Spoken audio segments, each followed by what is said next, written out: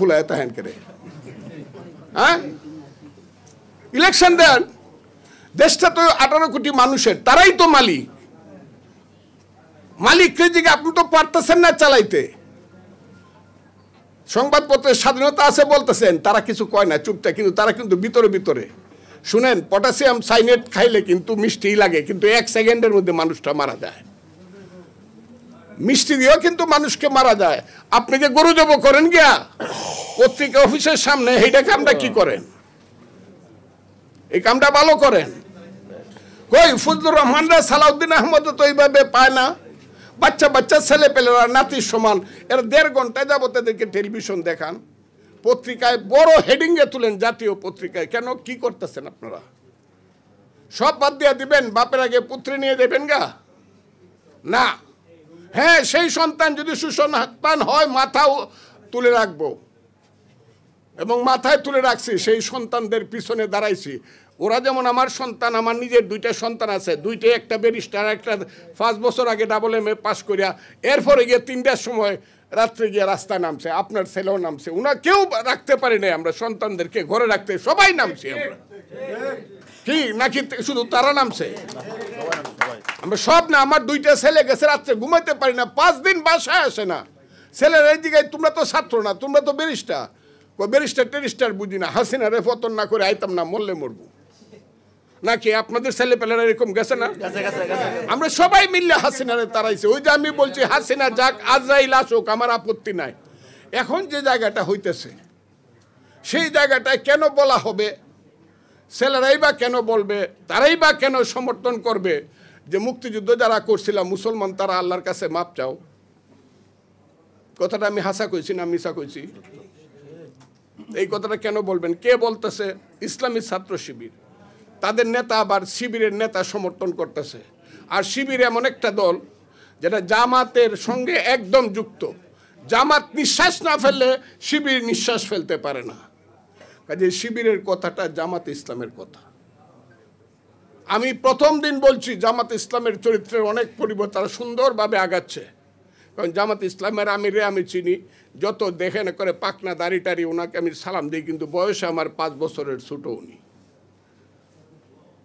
আমি ওনাকে দেখছি উনি জাসদ ছাত্রলীগ করে না আমি মিথ্যা কথা বললে আপনারা জানেন দেখেন উনি জাসদ ছাত্রলীগ করতো মান্নাদের কর্মী ছিল মাহমুদুর রহমান মান্নাদ উনি খুব সুন্দর ভালো কথা বলে আমি মনে করছিলাম এখন বুঝি বাংলাদেশ অপাইব কিন্তু না তারা পরে দেখা গেল ফ্র্যাঙ্কেস্টাইনের ভূমিকা অবতীর্ণ হয়েছে যে আশ্রয় দিছে তারা খাইতে চায় কথাটা খুব ঠিক 18 সনে যদি বিএনপি যদি ধানের শীষ মার্কাটা কার বলেন আপনারা বিএনপির তাদের পাল্লা মার্কা ছিল না বিএনপির মার্কা দিয়ে তারা ইলেকশন করছে বিএনপির আস্তিনের নিচে তারা আশ্রয় নিয়ে পলিটিক্সটা করছে 18 বছর 20 বছর এখন যেন মনে হয় নৌকার ধানের শীষ 2 সাপের 1 বিষ নাকি এটা কারা ছড়ায় ইউটিউবগুলা কার 50,000 ইউটিউব আছে জামাত এবং শিবিরের তারা এগুলো দখল করছে ব্যাংক তারা দখল করছে হসপিটাল তারা দখল করছে প্রতিষ্ঠান তারা দখল করছে এটা আমি খারাপ মনে করি না বিশ্ববিদ্যালয় তারা দখল করে ফেলছে ভাইস চ্যান্সেলর সব আমি আমার জেলা দিয়ে বলি আমার জেলায় একটা সিট যদি পায় জামাত আমি মনে করবো আমার পুনর্জন্ম নিতে হবে আমি চ্যালেঞ্জ করলাম আমার কিশোরগঞ্জ জেলার জামাত 10% ভোট পায় দেখাক সুহেল আছে এখানে কিশোরগঞ্জ 10% ভোট পাক কিন্তু এখন আমার জেলা জামাতের কথা ছাড়া চলে না প্রশাসন এগুলো আমরা অপমান বোধ করি না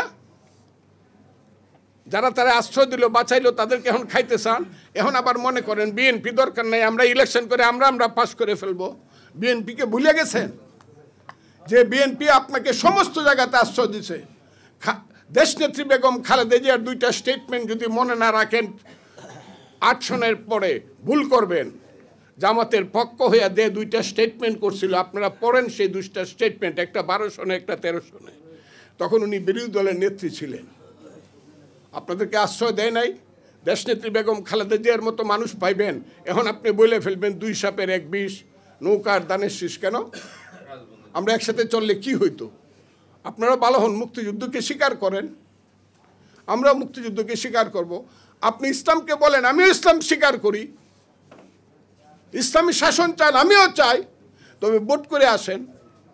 কি কথাটা আপনারা মানেন কি না?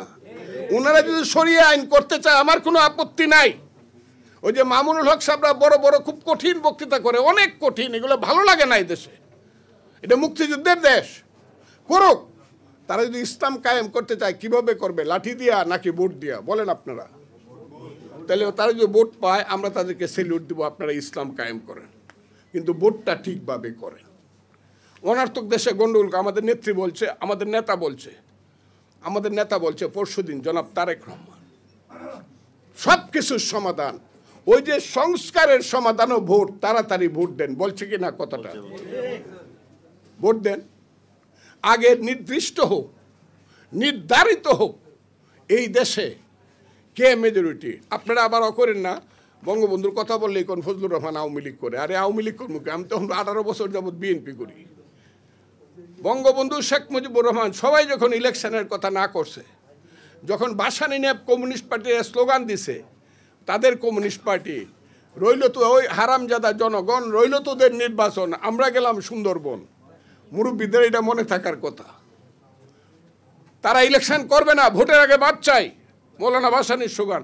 শেখ মুজিবুর রহমান বলছে যে না, আমরা আগে ভোট চাই, কারণ আগে নির্ধারণ হোক বাংলার নেতাকে।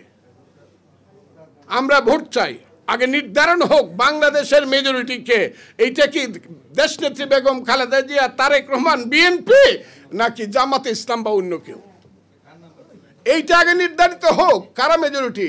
এখন আমিও এক ধরনের কথা বলবো, আমি বিএনপি নেতা, আমার ভাই সালাউদ্দিন আহমদ স্থায়ী কমিটির নেতা এক ধরনের কথা বলবে, আর আমার পেটের বাচ্চাটা বলবে আমি কি আপনার চেয়ে কম নাকি? এটা তো এই বেয়াদবি তো হইতে পারে না এই দেশে, এটা হইতে দেওয়া উচিত না।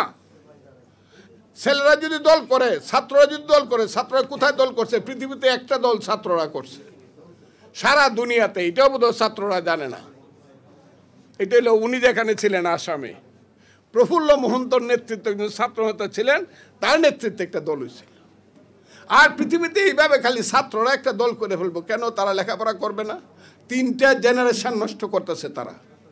ইউনূস সাহেব এটা দেখেন না? ওনারা তো আমি মাথার উপরে রাখি, শুধু সমন্বয় হওয়ার জন্য। আগে 9-10-এ পরীক্ষা দিতে লিখতাম এইম ইন লাইফ, ডাক্তার হব, ইঞ্জিনিয়ার হব, সমাজকর্মী হব। এখন ছেলেরা লিখবে সমন্বয়ক হব, কারণ সমন্বয়ক হইলে অনেক লাভ। ইউনূস সাহেবের সামনে গিয়ে পায়ের উপরে পাও তুললে বৈশা বলা যায় এইটা করেন। ডিসি সাহেবের সঙ্গে কে দমক দেওয়া যায়। সচিবালয়ে আমি এইখান থেকে সচিবালয়ে 100 গজ দূরে আমি চ্যালেঞ্জ করলাম, এইখান থেকে চ্যালেঞ্জ করলাম। শুধু জামাতে ইসলামের অনাকাঙ্ক্ষিত ক্ষমতায় যাওয়ার লোভের জন্য দেশটা আজকে কালো অবস্থানে পড়ছে, খারাপ অবস্থানে পড়ছে। আমি চ্যালেঞ্জ করলাম, ওনাদের ছেলেরা ওখানে বসে রয়েছে ওই সচিবালয়ে, সচিবের রুমে দেখা যায় না, ওই মন্ত্রীর রুমে, উপদেষ্টা রুমে দেখা। কিন্তু বদলি কে হবে ওনারা বলেন, চাকরি কে পাবে ওনারা বলেন, ওই জামাত ইসলামের কর্মীরা ওখানে বলেন, শিবিরের ক্যাডাররা বলেন। আমি চ্যালেঞ্জ করলাম, আপনি বললেন দেখায় দেন। আমি বললাম আপনারা খুঁজ নেন। বাতাস যেমন দেখা যায় না, গায়ে লাগে, উত্তর থেকে আসে না, দক্ষিণ থেকে আসে, এইটা বাংলাদেশের মানুষের গায়ে লাগতেছে। এবং আমি খুব কঠিনভাবে বলছি, আমার ভাই, যদিও বয়সে সে ছোট, আমার ভাই রিজভী, রুহুল কবির রিজভী 3 দিন যাবৎ বলতেছে যে জামাত শিক্ষা এবং স্বাস্থ্য এই 2টা টোটাল ডিপার্টমেন্ট দখল করে নিয়ে গেছে। বলতেছে না কথাটা? কেন? আপনি ছাত্র, আপনি জামাত, আপনি তো এই সরকারের অংশ না। আপনার ছেলেরা কেন সরকার চালাইতেছে সচিবালয়ে বৈশা? আমরা কারা? আমরা কিছু করি নাই। আমরা বিএনপি, আমার পজিশন হলো আপনার তুলনায় আমি 80%, আপনি 6%। আমি তো আপনাকে চাই একসাথে বসি, ছেলেরা একসাথে বসুক। নির্বাচনের যে সংস্কার যেটা, এটা দ্রুত করেন। কিভাবে ইলেকশনটা হবে, সুষ্ঠু ইলেকশন কিভাবে হবে? গত 3টা ইলেকশন যে হারামজাদারা করছে, দিনের ভোট চাইতে দিচ্ছে, নিশিরাইতের এমপিদেরকে বাদ দেন, এদেরকে অ্যাবডু করেন, এরা ইলেকশন করতে পারবে না। যত রিটার্নিং অফিসার ছিল 18 সনে 24 সনে, ওইগুলোকে রাখেন, ওরা করতে পারবে না। রিটার্নিং দূরের কথা, আর যাইতেই পারবে না এটার কাছে।